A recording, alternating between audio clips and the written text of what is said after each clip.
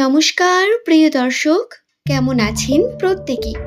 নামের প্রথমে যদি আপনার এস থাকে তাহলে অবশ্যই আজকের এই ভিডিও সম্পূর্ণ আপনার জন্য।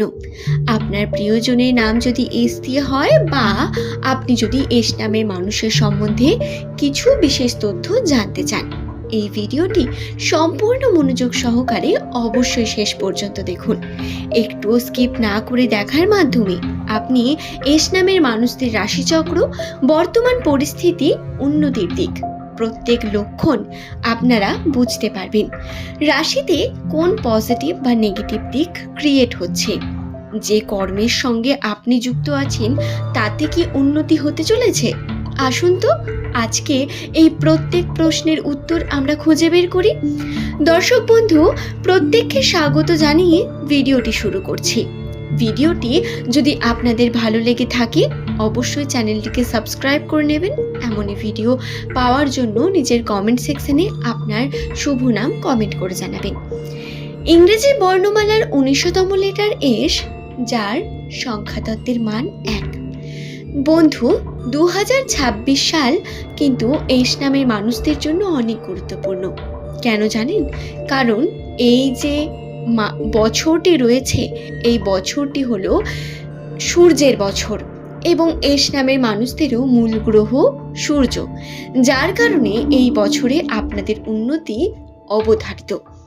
২০২৬ সালের ফেব্রুয়ারি মার্চ পর্যন্ত এস নামের মানুষদের রাশিতে শনির প্রভাব খুব প্রবলভাবে বর্তমান ছিল এবং সেই শনির প্রভাব কেটে গেছে।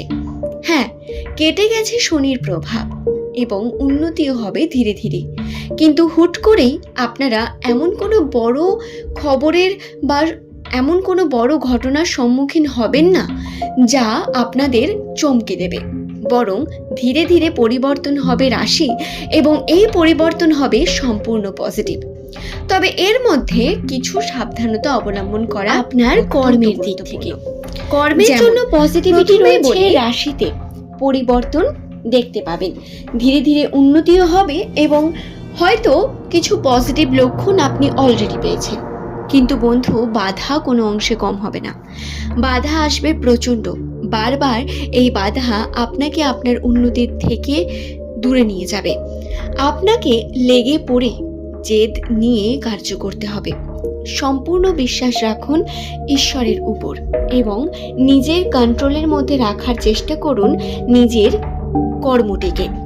চেষ্টা করুন কঠোর থেকে কঠোরতম পরিশ্রম করার, এমন যাতে একটা কারণও না বের হয়ে আসে যে এই কারণে আপনি কার্যটি হয়তো করতে পারেননি, তারপরেই সফলতা পাবেন। প্রচুর পরিশ্রম করতে হবে। এই সময় শনিদেব আপনাকে দিয়ে অনেক পরিশ্রম করাবেন এবং এই পরিশ্রম যদি সঠিকভাবে করতে পারেন, রাশিতে আপনার পজিটিভিটি হতে বাধ্য এবং আপনি যে আশা করে কার্যটি করছেন তাও আপনার পূর্ণ হবে।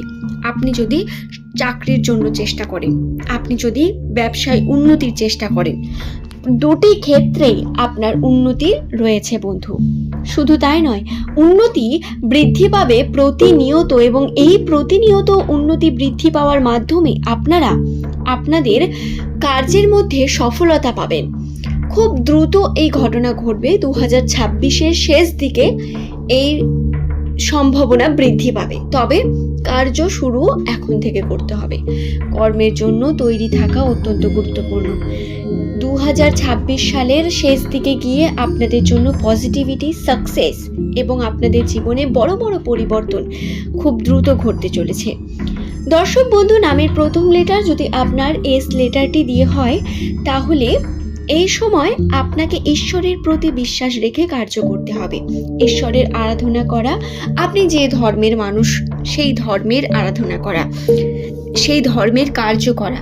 যদি আপনি মুসলিম হয়ে থাকেন নামাজ পড়ুন, কোরআন পড়ুন, আর যদি আপনি হিন্দু হয়ে থাকেন পূজা পাঠ করুন।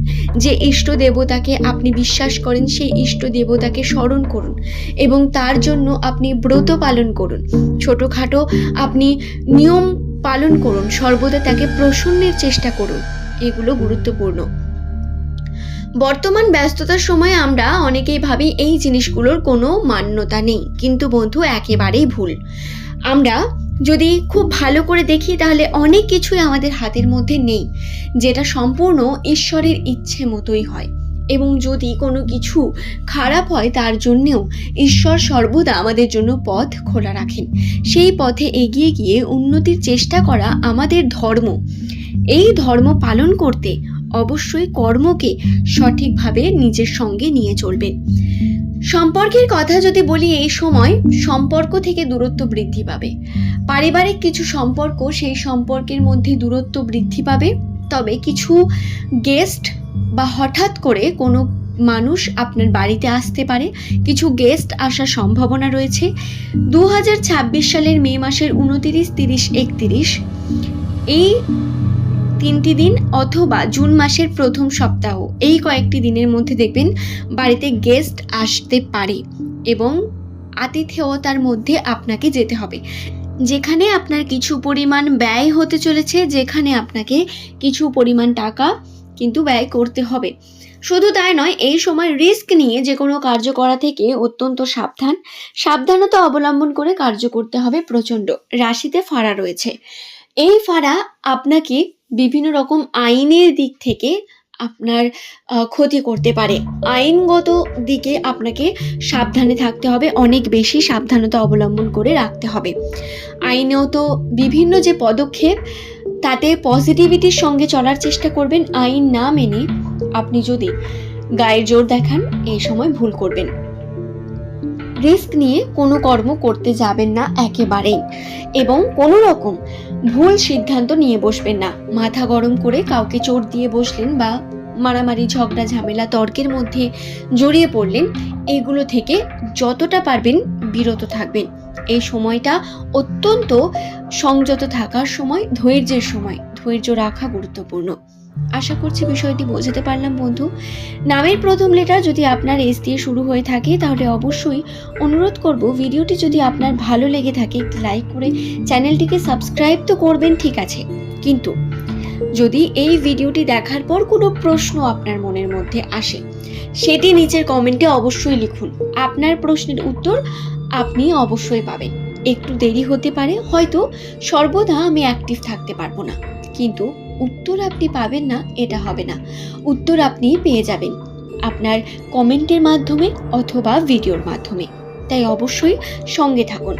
আশা করছি বন্ধু ভিডিওটি আপনাদের উপকৃত করেছে, আপনারা নতুন কিছু শিখতে পেরেছেন এবং জানতে পেরেছেন। আজকের এই ভিডিও এই পর্যন্তই। প্রত্যেক আমার এস নামে দর্শক বন্ধুদের জানাই অসংখ্য ধন্যবাদ। পরের দিন নতুন তথ্য নিয়ে আপনাদের কাছে আবারও হাজির হয়ে যাব। ভালো থাকুন, সুস্থ থাকুন।